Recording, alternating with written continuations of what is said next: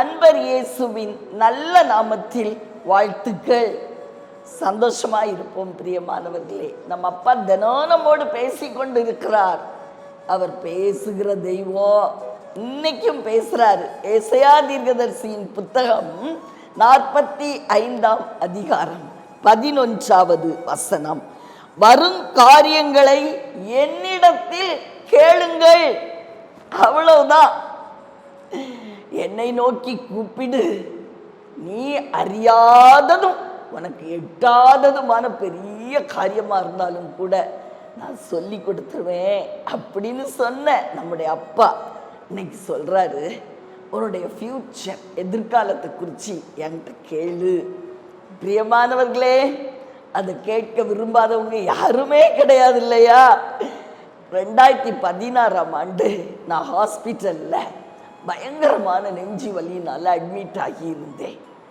பிரியமானவர்களே, என் அருள்நாதர் என்னிடத்துல கேட்டார், டாக்டர், என்னோடு கூட பரலோக ராஜ்யத்திற்கு வர நீ ஆயத்தமா இருக்கியா? நான் சொன்னேன், அப்பா இல்லப்பா, நான் இப்ப வரமாட்டேன். நான் உங்களுக்காக இன்னும் ஒரு நம்பரை சொல்லி ஆத்துமாக்களை ஆதாயப்படுத்தி அப்புறம்தான் வருவேன்.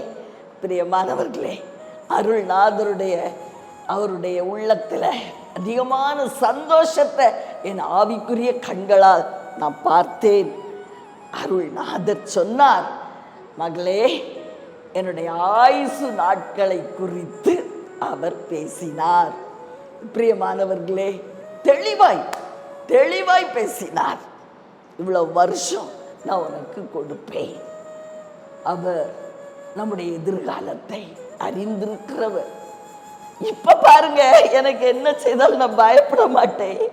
ஏன்னா எனக்கு தெரியும், என் அப்பா எனக்கு சொல்லி இருக்காரு, அந்த வயசு வரைக்கும் நான் உயிரோட இருப்பேன் அப்படின்னு சொல்லி நான் தைரியமாகவே இருப்பேன். பிரியமானவர்களே, ஆதலால் அவரிடத்துலதான் நம்ம கேட்கணும்.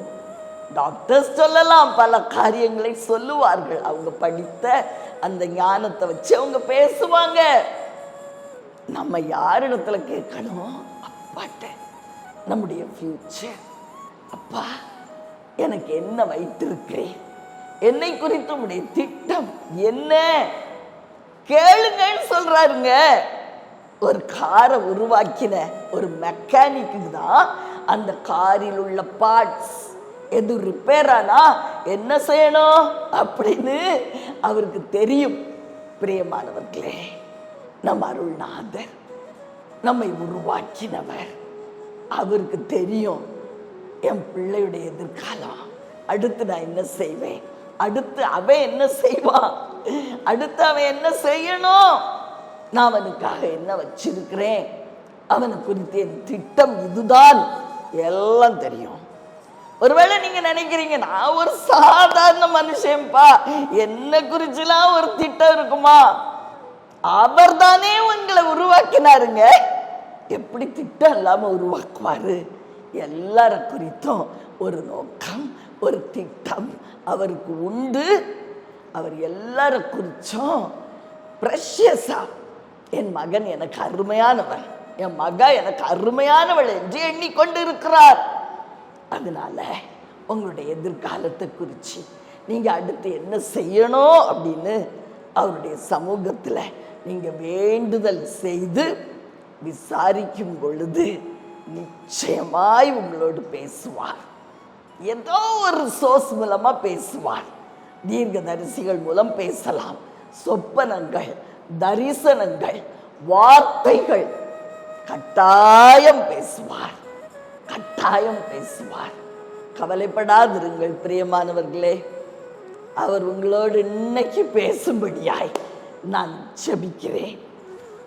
அன்பின் பரலோக தகப்பனே, அருமையான எங்கள் நல்ல ரட்சகரே நாதா, நீர் உயிரோடு இருக்கிறீரப்பா, எங்களோடு பேசுவீங்க. நீங்க பேசுறதுனாலதான் நீங்க சொல்றீங்க, உன் வருங்காலத்தை குறிச்சு என்கிட்ட கேளு, என்கிட்ட கேளு, பயப்படாத, உன்னை குறிச்சு நான் நல்ல திட்டங்களை வச்சிருக்கிறேன் அப்படின்னு சொல்றீங்க ராஜா. தெய்வமே, நீர் எங்களை குறித்து வச்சிருக்கிற அந்த ஆசீர்வாதமான திட்டங்கள் எங்களுடைய வாழ்வில் நிறைவேறும்படி கிருபை செய்யும். அருமை இரட்சகர் இயேசு கிறிஸ்துவின் இணையற்ற நாமத்தில் நல்ல பிதாவே, ஆமென்.